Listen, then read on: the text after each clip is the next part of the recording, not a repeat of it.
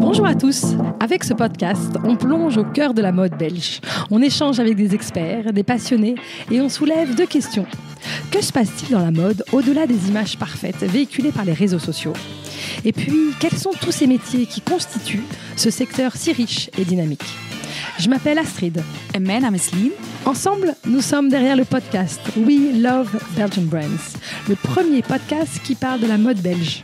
Alors voilà, tous les jeudis sortiront un épisode et une semaine sur deux en français et en néerlandais.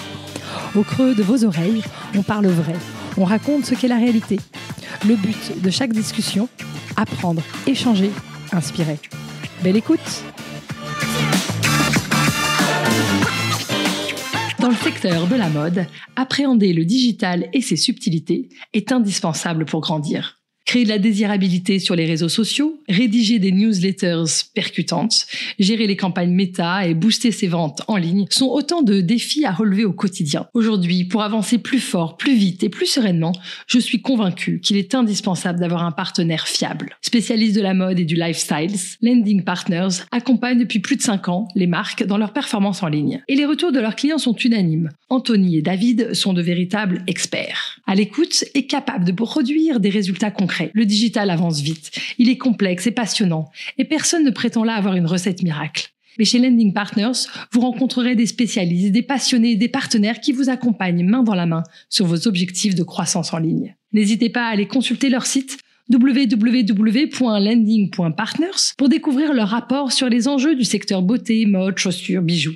Je suis très heureuse d'avoir Lending Partners à nos côtés et je les remercie de soutenir We Love Belgian Brands. Et maintenant, place à l'épisode. Et belle écoute!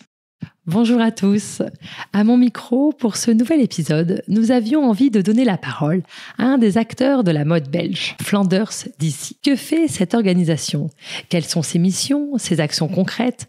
Comment et pourquoi faire appel à eux ? Et d'ailleurs, à qui s'adresse-t-il ? À notre micro, en néerlandais et en français, c'est Eva Konings, au bilinguisme impeccable, qui nous raconte les enjeux et les actions de Flanders DC. Cerise sur les gâteaux, Eva a un parcours professionnel passionnant. Elle a travaillé à Paris chez Marc Jacobs, Vince et Ami, avant de revenir sur Anvers où elle sera plus de 4 ans Wholesale et Retail Manager chez Wouters et Hendrix. Au détour de cet épisode, c'est donc aussi un éclairage intéressant qu'Eva apporte sur les différents métiers liés au développement commercial de ces prestigieuses maisons. Bonjour Eva. Bonjour. Écoute, je suis ravie de t'avoir à mon micro et pour commencer, je demande toujours à mes invités de se présenter et de me dire ce qu'ils rêvaient faire quand ils étaient enfants. Je suis ravie aussi d'être là, Astrid.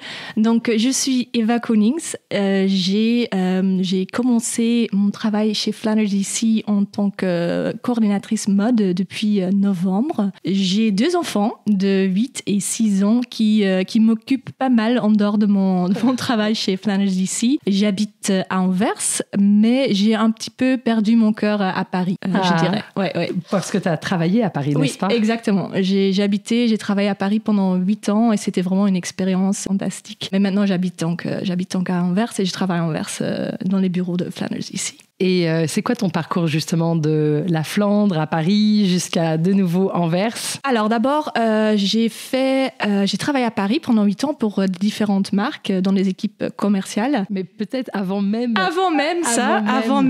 Tu viens d'où en Belgique et qu'est-ce que tu as étudié ? J'ai fait des études de droit, mais assez vite, j'ai compris que j'avais pas les ambitions de devenir avocate ou juriste. Je voulais vraiment avoir ou atterrir dans un milieu plus créatif. Donc, pendant mon année Erasmus, super année d'ailleurs, en Espagne, à Valence, belle ville de Valence, j'ai rencontré un peu inattendu mon mari qui est français. Voilà, je pensais peut-être rencontrer quelqu'un, un espagnol, mais non, donc un français. Et il allait faire encore un stage à Paris. Et moi, je voulais absolument faire encore une année d'études. Toutes les pistes étaient ouvertes, c'était Milan, Londres, Paris. Mais donc, quand il a dit je vais faire encore un stage à Paris, le choix était vite fait. Donc, je l'ai retrouvé à Paris et j'ai commencé un peu à regarder les écoles, qu'est-ce que je vais faire. Et je suis tombée sur l'IFM. que tu connais, je pense, Astrid. Donc, l'Institution française de la mode, une école hyper réputée pour son programme de fashion et luxury management. Mais j'étais un peu trop tard pour les inscriptions.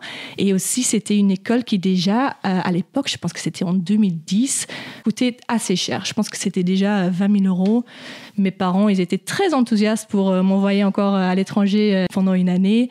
Mais voilà, je le sentais pas de demander cette somme à mes parents.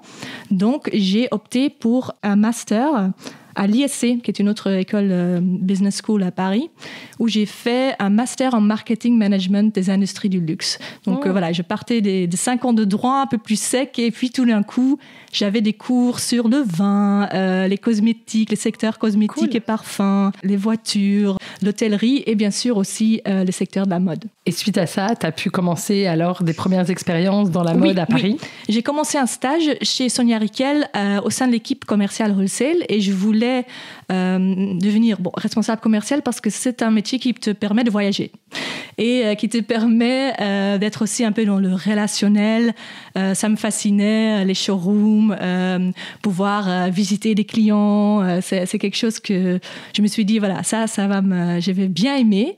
Et je suis arrivée au sein de l'équipe et j'ai été vraiment hyper chaleureusement accueillie. Parce qu'à l'époque, mon français n'était pas au top, je dirais, et je connaissais rien sur le secteur, en fait.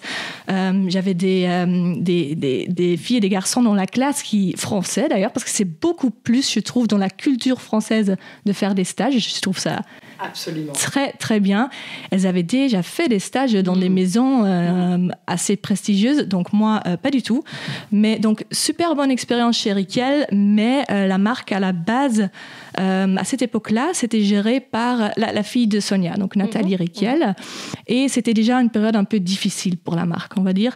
Donc, il n'y avait pas d'option de rester, ils ne pouvaient pas non plus créer un poste. Donc, j'ai fait 2 mois de stage chez Hermès. Oh, wow. Ouais, c'était super d'avoir un regard dans les coulisses d'une maison de luxe aussi iconique comme Hermès. Ouais. Je pense que mon titre c'était assistante à la direction et j'avais une de mes missions, c'était les services après-vente. Donc tu te retrouves dans un petit bureau avec des pièces vintage Hermès autour de toi, parfois des célébrités. Du coup, il faut appeler les clients pour leur montrer les offres et tout. Donc voilà. Pas une énorme responsabilité, mais c'était juste super de voir un peu comment ça se passait dans une boutique Hermès, quoi. Mais ils m'ont demandé de rester, et je ne voulais pas rester dans une boutique. Bon, quand on travaille dans une boutique, on est tout le temps là, on est un peu entre les 4 murs de la boutique, on va dire. Donc, j'ai vu une offre chez Marc Jacobs, une offre de responsable commercial sur le marché de l'Europe du Nord. Et donc, j'ai travaillé 3 ans, je pense 3 ans et demi là-bas. Ah, super.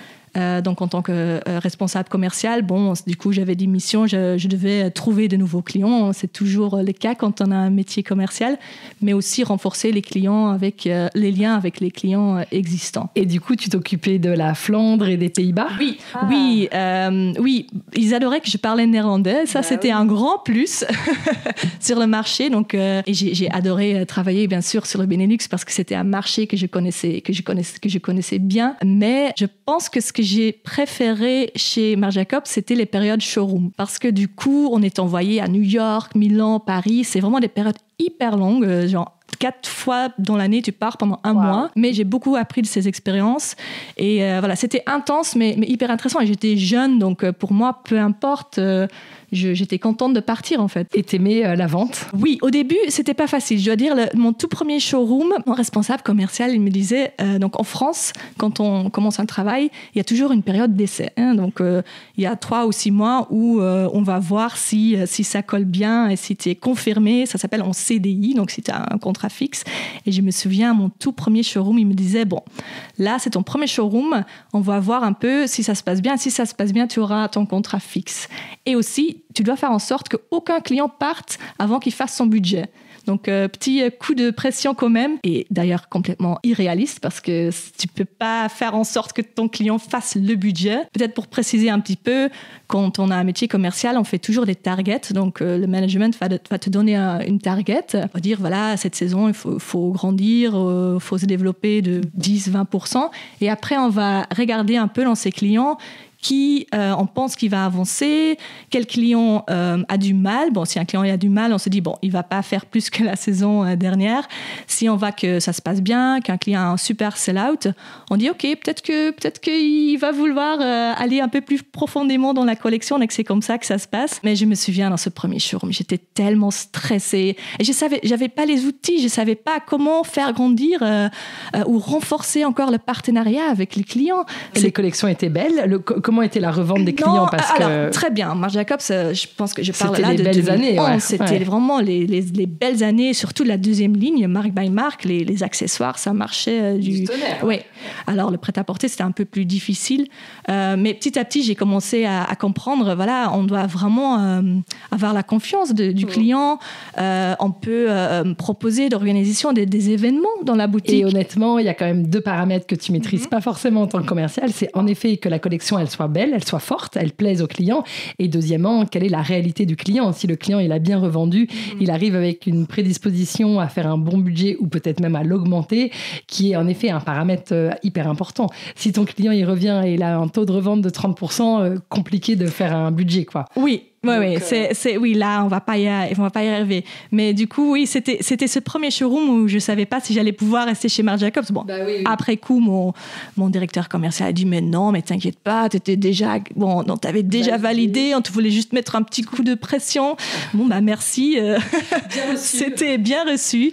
Mais non, j'ai beaucoup appris en 3 ans, ça c'est sûr. Et c'est après Martha Margiela que tu es rentrée en Belgique? C'est Marc Jacobs, mais Margiela, j'aurais bien aimé aussi.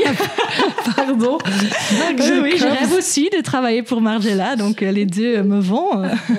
Non, donc après Marc Jacobs, excuse-moi, tu es retournée en Belgique? Pas tout de suite. J'ai d'abord passé 1 an chez Vince, qui est une marque américaine, cotée en bourse, donc avec un beau budget. Et eux, ils allaient ouvrir leur showroom ou leur filiale européenne. Donc là, je partais d'une marque qui était dans le groupe de LVMH quand même, hyper structuré, des processus, des gros budgets, tu voyages confortablement. Et là, j'arrivais dans une structure où il n'y avait au début pas de showroom, il fallait acheter limite les cuillères de café pour remplir les showrooms et tout. Et ce qui était intéressant, c'est que tout ce que j'avais appris chez Marc Jacobs, je pouvais vraiment... les meilleures choses copier-coller chez Vince, donc ça c'était intéressant. Mais j'étais enceinte de mon premier enfant et c'était un job quand même avec des horaires. Je travaillais le soir assez tard. Il y a des voyages, donc je voyais pas ça comme une super combinaison avec un bébé. Donc après mon congé maternité, j'ai pu commencer chez Ami, une marque parisienne, donc avec le créateur Alexandre Mathieusi. J'aime bien aussi son histoire parce que, en fait, lui, il a travaillé aussi comme créateur chez Marc Jacobs et chez Givenchy. Et il était un peu frustré parce que tout ce qu'il créait, ses copains ou ses amis, d'où le nom Ami, ne pouvaient pas se permettre d'acheter ses vêtements. Donc un jour, il s'est dit, bon, c'est fini, je vais commencer une collection pour ma famille, mes amis qui peuvent se permettre d'acheter les pièces. Et lui, il avait tous les contacts des ateliers, des tissus, il travaille avec des super tissus. Et voilà, ça a été un peu son histoire et ça a connu un succès assez fulgurant dès le début.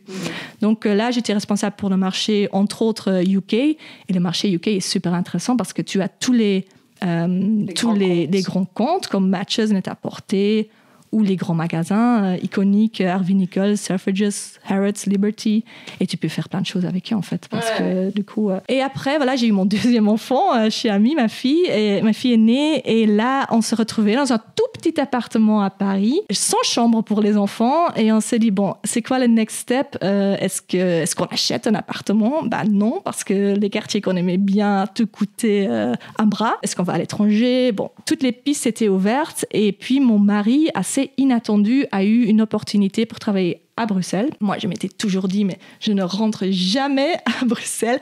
Une fois atterri à Paris, j'étais tellement contente d'être là, j'étais tellement amoureuse de Paris que je m'étais dit, non, la Belgique, c'est fini. Et puis, bon, la vie change, on a des enfants et les priorités changent. Et on avait beaucoup d'amis qui étaient partis de Paris à Bruxelles et qui adoraient la qualité de vie là-bas, plus d'espace pour vivre, on va dire. Donc, on s'est dit, OK, bon, on y va. On va à Bruxelles et j'ai continué à travailler pour Ami en freelance, je pense, quelques mois. Mais moi, j'adore travailler en équipe. J'aime bien voir les gens. J'étais un peu seule. Je me sentais pas très bien. Et là, j'ai vu qu'il y avait un poste à pouvoir chez Wouters & Hendricks, donc une marque belge de bijoux, assez iconique aussi. Et ce qui était intéressant chez Wouters & Hendricks, c'est qu'ils cherchaient à la fois un wholesale et retail manager. Et moi, j'avais pas encore énormément d'expérience dans le retail.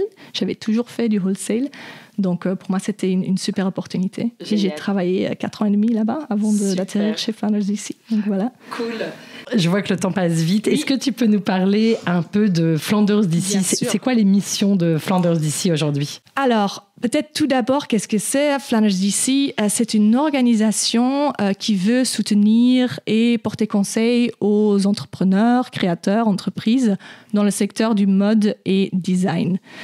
Il s'agit, c'est une side note importante, il s'agit des entrepreneurs qui sont basés en Flandre parce qu'on travaille en grande partie pour le compte du gouvernement belge. Et on veut aider les marques quand ils débutent, mais aussi quand ils grandissent et quand ils veulent faire grandir leur marque à l'étranger, donc en dehors les frontières de la Belgique. Qu'est-ce qu'ils font concrètement ? Et qu'est-ce qu'ils font concrètement ? Très bonne question. Alors, on fait plein de choses. On veut porter conseil et informer et porter conseil aux entrepreneurs. Comment on fait ça ?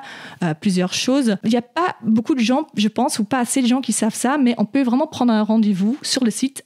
Si vous avez une question, vous pouvez prendre rendez-vous avec nous et booker une session de conseil. En fait, on a des experts parmi Flanders DC sur des sujets assez vastes comme la propriété intellectuelle, finances, subventions, social media, sales. Donc ça, c'est une partie. Donc, une marque belge basée en Flandre, on peut vous contacter et avoir un rendez-vous et un conseil précis sur différents sujets. Si, exactement. Après, dans le cas où on ne connaît pas la réponse, ou on n'a pas assez d'expertise, ça peut arriver, on peut toujours, on a un grand réseau, on peut toujours demander ou mettre en lien avec quelqu'un d'autre. Donc ça. Après, il y a aussi on organise énormément de webinars sur certains thèmes sur le secteur de la mode, et on peut retrouver aussi tous les webinars qu'on a déjà fait, on peut trouver sur le site. Et sur le site, on trouve aussi tout un guide assez complet sur l'entrepreneuriat dans la mode de A à Z, on va dire. Et on peut télécharger des tools. Je pense à Business Model Canvas, comment on fait, ou un plan financier, comment on peut le faire. Donc, c'est un peu un modèle qu'on peut remplir. Je pense aussi, imagine, vous avez besoin d'un NDA agreement, vous ne savez pas comment faire, on peut télécharger un exemple sur notre site. Donc, c'est un site où on trouve énormément d'informations, en fait. Tu peux donner le site ? Oui, ça doit être flandersdc.be, je pense, mais il faut que je check. Je revérifierai alors. Donc, du coup, c'est la possibilité d'avoir une aide concrète avec aussi des templates, des business models, la possibilité d'être mis en contact avec des experts. D'autres choses Oui, peut-être un peu dans le même style, mais aussi dans le conseil et l'information, c'est qu'on organise des Master Labs. Ça s'appelait Journée Expert avant. On va réunir des marques un petit peu ou des entrepreneurs un tout petit peu plus matures et on va les mettre en lien avec des experts sur un certain sujet. Donc, c'est pas une présentation, c'est pas unilatéral, c'est vraiment engager une conversation. Les marques peuvent poser des questions aux experts. Et on en a un qui est hyper intéressant qui arrive, un Master Lab sur International Brand Building. On en a plein d'autres qui arrivent. Et on veut aussi inspirer le secteur et faire connecter les gens dans le secteur. Et comment on fait ça? Par exemple, on organise tous les 2 ans Fashion Talks. Donc, qu'est-ce que c'est Fashion Talks? C'est une conférence mode où on va vraiment réunir toute la scène mode en Belgique. Donc, c'est très large. Donc, il va y avoir des étudiants de l'académie, il va y avoir des marques, des entrepreneurs, des stylistes, des agences aussi. Donc, vraiment, tout cet écosystème va se retrouver. C'est génial parce que c'est assez rare de se retrouver avec autant de monde du secteur. Et pour y être allé, c'est un énorme événement. Il y a vraiment beaucoup de gens. C'est vraiment pas, on n'est pas 30 ou 40, quoi. Il y a tout de suite vraiment beaucoup, une grosse présence. Et en effet, je trouve que les gens viennent un peu de toute la Belgique pour arriver à ces événements. Ça a lieu sur une journée? Comment ça se passe? Oui, pour l'instant, c'est donc une journée. Et c'est toujours en novembre qu'on envoie l'invitation ou qu'on organise l'événement. Là, ça fait plusieurs années, je pense qu'on le fait dans la Handelsbeurs. On le fait aussi avec le soutien de la ville d'Anvers. Donc ça, c'est important de dire aussi. Et je pense que Fashion Talk, ça a pour l'objectif non seulement de connecter, mais aussi d'inspirer les gens qui sont présents. On invite toujours des gens qui sont sur le main stage, et aussi on fait des breakout sessions où c'est plus intime, où on va mettre en conversation des entrepreneurs ou des créateurs du secteur. Donc on veut vraiment que les gens rentrent à la maison avec des idées plein la tête, avec des nouvelles idées sur l'entrepreneuriat. C'est l'objectif en fait. Donc il y a vraiment cette idée aussi de fédérer, quoi, de mettre les gens en contact, qui se rencontrent. Oui. Moi, quand je suis arrivée en Belgique, je pense que c'était en 2019 ou 2018, mon premier Fashion Talk, j'ai vraiment rencontré beaucoup de monde parce que je connaissais pas énormément de gens dans le secteur, et c'est là où j'ai vraiment créé la base de mon réseau en fait. Donc pour moi, ça a été vraiment un événement important aussi. C'est vrai, c'est vraiment une bonne manière de rencontrer les gens et d'écouter en effet aussi des speeches, des gens qui prennent la parole sur des sujets comme leur parcours, leur carrière, leur réussite. Et il y a des prix qui sont... Oui, alors c'est un peu indépendant de Fashion Talk, je dirais. D'accord. Mais là, tu parles des Belgian Fashion Awards, donc ce qui est aussi une mission de Flanders DC. On veut vraiment donner du reconnaissance au secteur. Et ça, on organise avec le MAD, avec Weekend Canac, le VIF Weekend et WBDM, donc Wallonie, Bruxelles Design Mode. On organise ensemble les Belgian Fashion Awards où on va mettre en avant, il y a le prix pour Changemaker of the Year, Designer of the Year, Accessory Designer of the Year, etc. Donc il y a certains prix qui sont donnés, et c'est vraiment pour donner plus de reconnaissance au secteur. Super. Dans tes fonctions, tu rencontres pas mal de gens du secteur, aussi bien des startups, des gens qui débutent, que des gens aussi plus confirmés, qui viennent aussi vers vous pour des conseils sur l'internationalisation, il me semble. Et c'est quoi pour toi les difficultés ou les challenges que rencontrent les gens du secteur de la mode en Belgique et en Flandre plus précisément? Alors, je dirais pour les marques un peu plus matures, comme tu disais, ils viennent aussi vers nous pour demander de l'aide avec l'internationalisation. L'internationalisation. Oui, merci beaucoup. Pour ouvrir les portes à l'étranger, je veux dire comme ça. Parfait. Et ça, c'est vraiment un challenge aujourd'hui. Je pense qu'on en a déjà parlé, Astrid, mais c'est vrai qu'aujourd'hui, le marché est tellement saturé.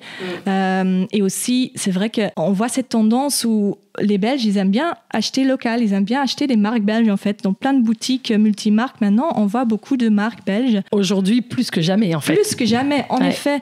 Et en France, c'est pareil. Les Français, ils aiment bien acheter français. Et les Allemands... Ça a toujours été. Bien sûr, les Français sont comme ça.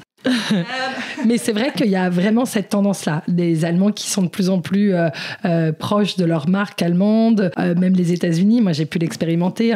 Les États-Unis qui avant n'achetaient que français ou italien, ce genre de pays qui pouvaient faire rêver et avoir une vraie crédibilité dans la mode. Et aujourd'hui, même les marques américaines sont de plus en plus présentes, quoi.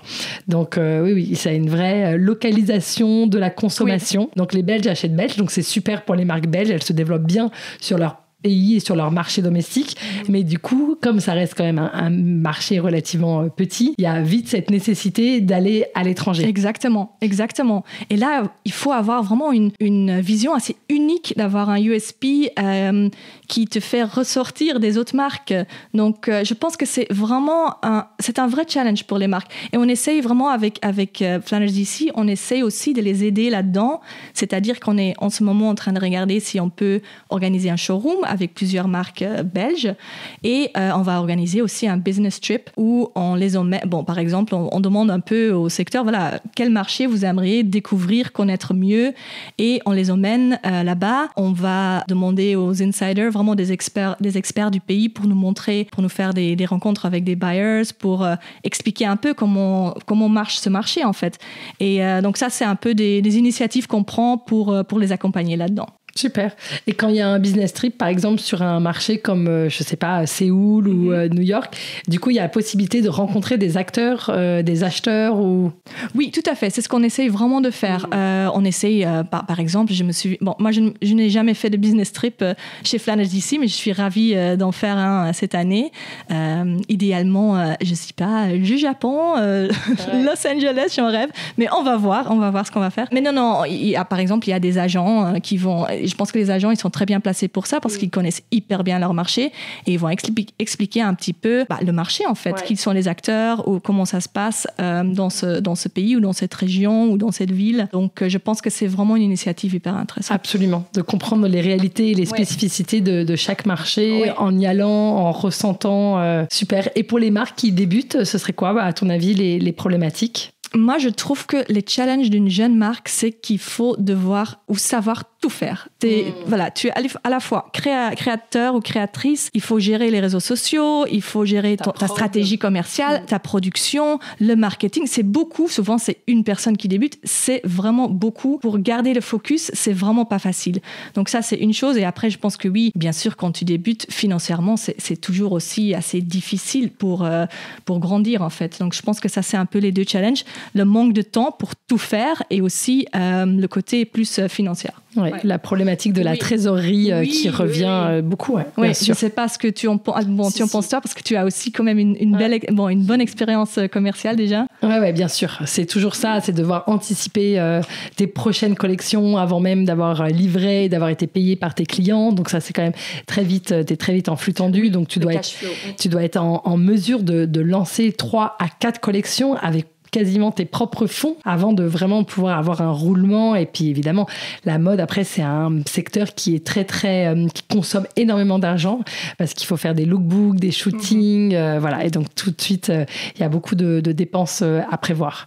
Donc, ça, c'est des problématiques qui reviennent très régulièrement. Oui, je pense aussi, quand on fait du B2B, donc du wholesale, les clients, souvent, ils ne payent pas tout de suite. En fait, ils vont payer qu'une fois qu'ils ont reçu la collection. Et encore, parfois, ils payent qu'après 30 jours. Donc, oui, ils payent toujours à 30 jours. Oui, actuellement, c'est un peu le cas, oui.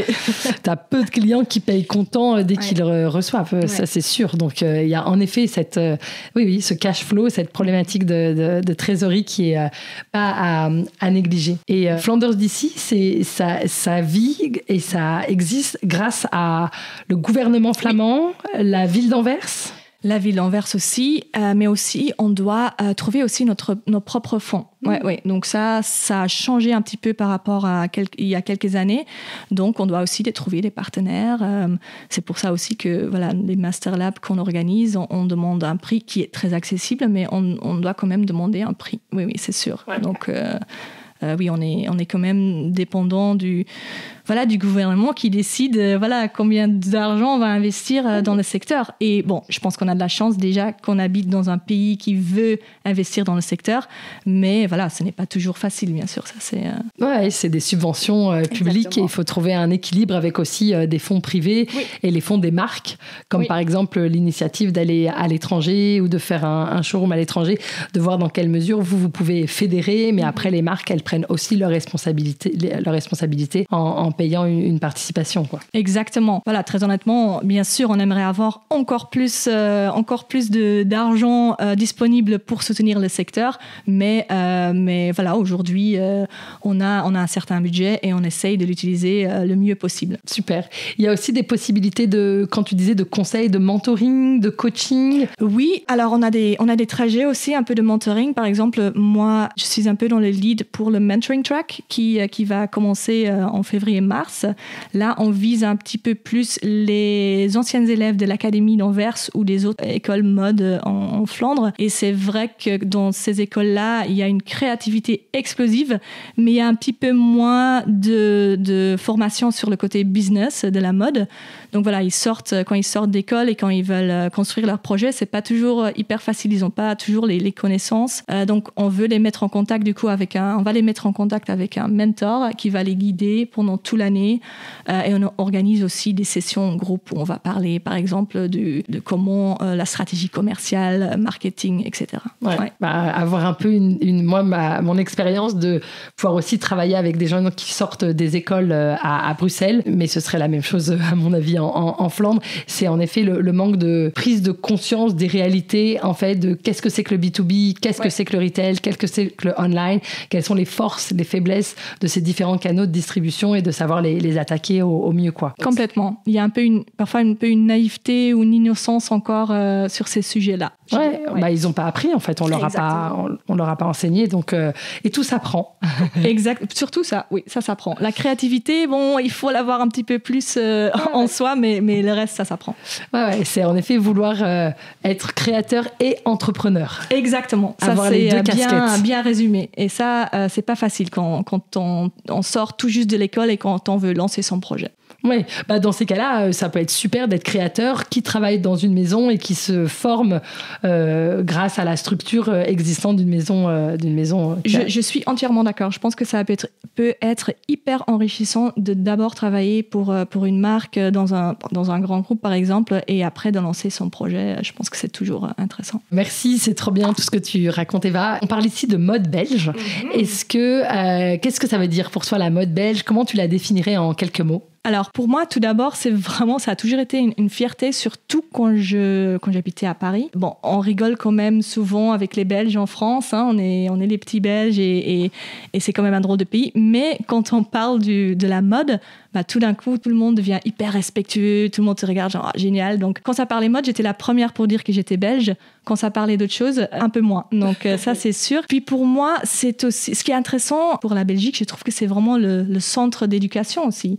Donc on a la Cambre, l'Académie de la mode. C'est comme vraiment un incubateur d'excellence où il y a les 6 d'Anvers qui sont tous passés par l'Académie.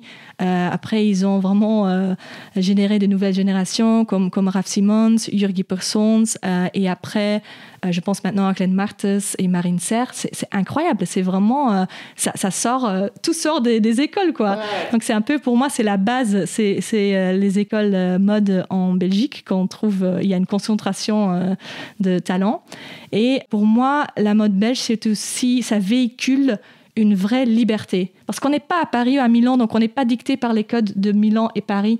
Donc c'est hyper... il y a une individualité qui est vraiment très beau, je trouve. Pour moi, la mode belge, c'est pas glamoureux. C'est vraiment des vêtements pour une femme ou un homme, pour aller de droite à gauche, pour bouger, pour travailler. C'est pas pour être une princesse. Ce que j'ai plus, par exemple, pour moi, j'adore la mode italienne aussi, mais pour moi, c'est une mode beaucoup plus glamoureuse. C'est le cas. Pour moi, c'est pas comme ça la mode belge. C'est vrai, il y a un côté un peu plus pied sur terre, pragmatique, pratique. Oui, complètement. Donc, tout à fait. Ouais, j'aime bien ce que tu dis et je suis tout à fait d'accord avec cette idée de liberté. Oui. Il y a beaucoup plus de possibilités de créer, de faire comme tu veux, d'oser une individualité. C'est bien dit. Et alors ma dernière question, toujours un peu signature, c'est justement qui dans ce secteur bouillonnant et si dynamique tu aurais envie d'écouter, d'entendre à ce micro? J'ai vraiment énormément de gens en tête, mais moi, je ne sais pas s'ils sont déjà venus dans le podcast, mais je ne pense pas.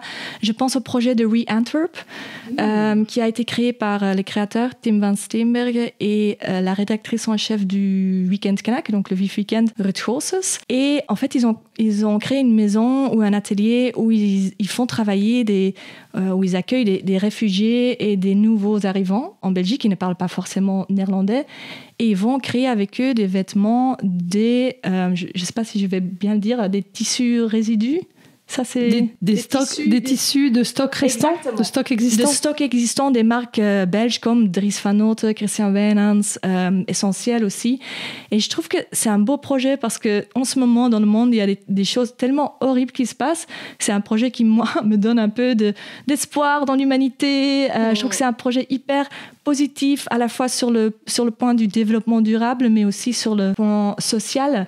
Et voilà, je pense que ça serait intéressant de les inviter au podcast. C'est une super idée. Un grand merci. Est-ce que tu veux profiter de ce micro pour ajouter quelque chose? Oui, en fait, je vais dire la même chose que j'ai dit, parce que j'ai aussi fait le podcast avec Lynn. Non, j'aimerais dire aux gens de continuer à écouter le podcast parce que, voilà, moi, je suis fan du podcast et je trouve que c'est génial ce que vous faites aussi pour la mode belge. Donc, je dirais, voilà, abonnez-vous au podcast, donnez le podcast 5 étoiles. Et voilà, ça serait mon dernier mot. Merci beaucoup. C'est trop chouette que tu dis ça. Merci à toi, Eva. Merci, Astrid. À bientôt. À bientôt. Merci beaucoup d'avoir écouté cet épisode jusqu'au bout. J'espère qu'il vous a plu. Et si c'est le cas, je vous invite à le partager et à le noter de 5 étoiles. Ensemble, diffusons les histoires inspirantes et les conseils précieux des entrepreneurs qui constituent la mode belge. Et si vous voulez en savoir plus, rejoignez-nous sur Instagram, WeLoveBelgianBrands_podcast et aussi sur LinkedIn sous les pages Astrid.Lefebvre et Lindegram.